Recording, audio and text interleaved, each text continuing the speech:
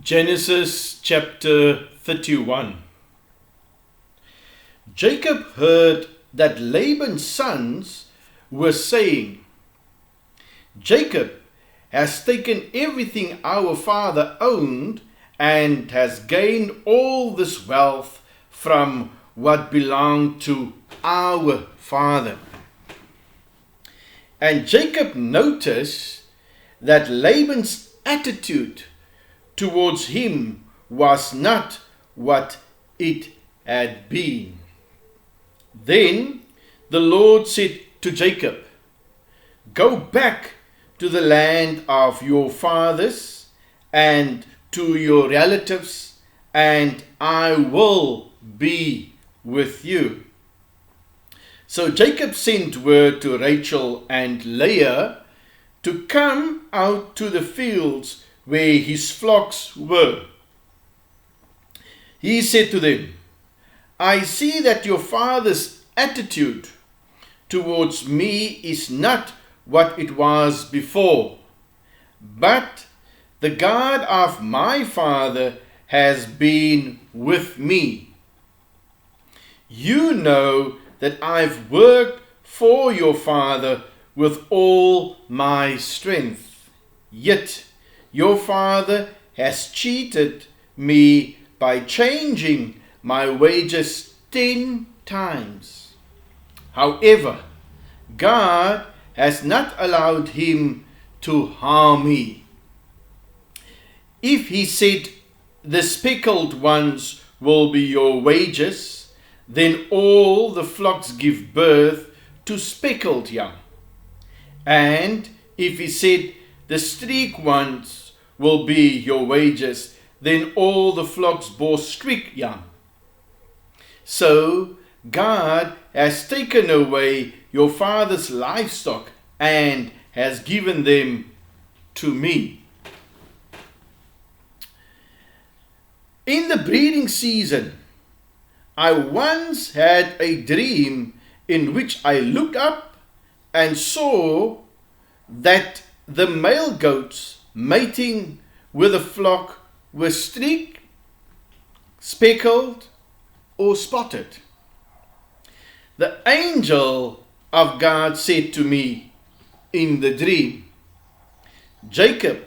I answered, "Here I am." And he said, "Look up and see that all the male goats mating with a flock are streaked, speckled, or spotted. For I have seen all that Laban has been doing to you.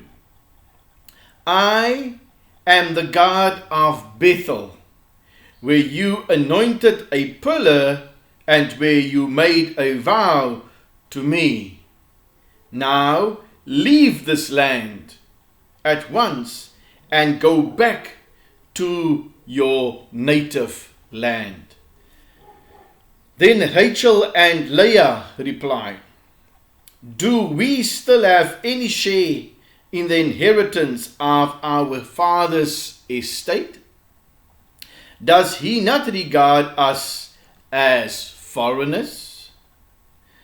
Not only has he sold us, but he has used up what was paid for us.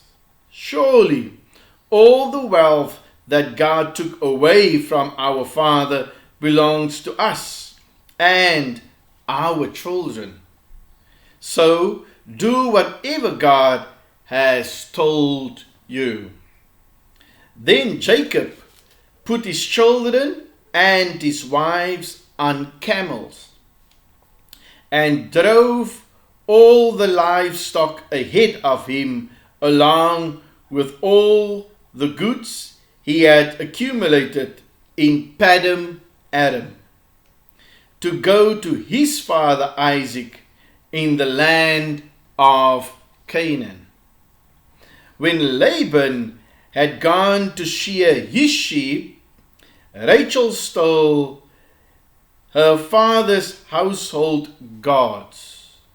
Moreover, Jacob deceived Laban the Aramean by not telling him he was running away. So he fled with all he had, and crossing the river, he headed for the hill country of Gilead. On the third day, Laban was told that Jacob had fled. Taking his relatives with him, he pursued Jacob for 7 days and caught up with him in the hill country of Gilead. Then God came to Laban the Aramean in a dream at night and said to him, "Be careful not to say anything to Jacob, either good or bad."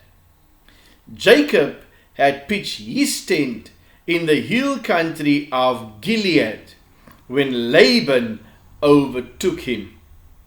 And Laban and his relatives camped there too. Then Laban said to Jacob, "What have you done? You've deceived me, and you've carried off my daughters like captives in war. Why did you run off secretly and deceive me? Why didn't you tell me so I could send you away with joy and singing to the music of tambourines and harps? You didn't even let me kiss my grandchildren and my daughters goodbye. You have done a foolish thing. I have the power to harm you, but last night the God of your father said to me, 'Be careful not to say anything to Jacob, either good or bad.' Now you have gone off because you long to return to your father's house. But why did you steal my gods?" Jacob answered Laban, "I was afraid because I thought you would take your daughters away from me by force. But if you find anyone who has your gods, he shall not live. In the presence of our relatives, see for yourselves whether there is anything of yours here with me, and if so, take it." Now Jacob did not know that Rachel had stolen the gods. So Laban went into Jacob's tent and into Leah's tent and into the tent of the 2 maidservants, but he found nothing. After he came out of Leah's tent, he entered Rachel's tent. Now Rachel had taken the household gods and put them inside her camel's saddle and was sitting on them. Laban searched through everything in the tent, but found nothing. Rachel said to her father, "Don't be angry, my lord, that I cannot stand up in your presence. I having my period." So he searched but could not find the household gods.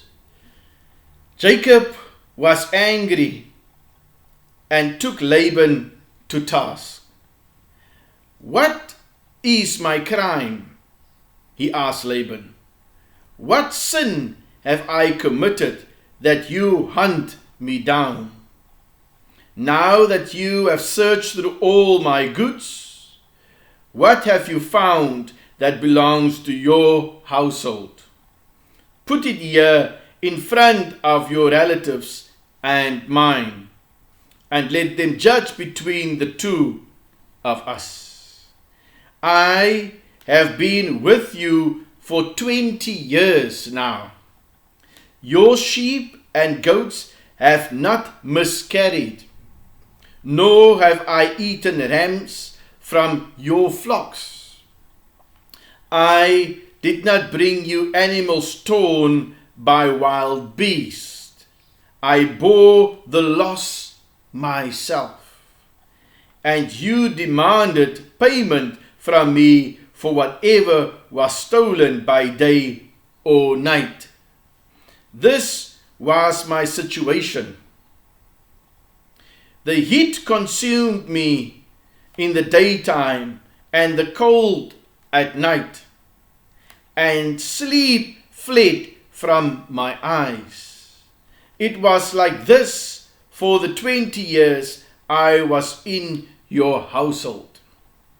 I worked for you 14 years for your 2 daughters and 6 years for your flocks, and you changed my wages 10 times. If the God of my father, the God of Abraham, and the fear of Isaac had not been with me, you would surely have sent me away empty-handed. But God has seen my hardship and the toil of my hands, and last night he rebuked you. Laban answered Jacob, the women are my daughters, the children are my children, and the flocks are my flocks. All you see is mine. Yet what can I do today about these daughters of mine, or about the children they have borne? Come now, let's make a covenant, you and I, and let it serve as a witness between us. So Jacob took a stone and set it up as a pillar. He said to his relatives, gather some stones. So they took stones and piled them in a heap, and they ate there by the heap. Laban called it Jegar Sahudatha, and Jacob called it Galit.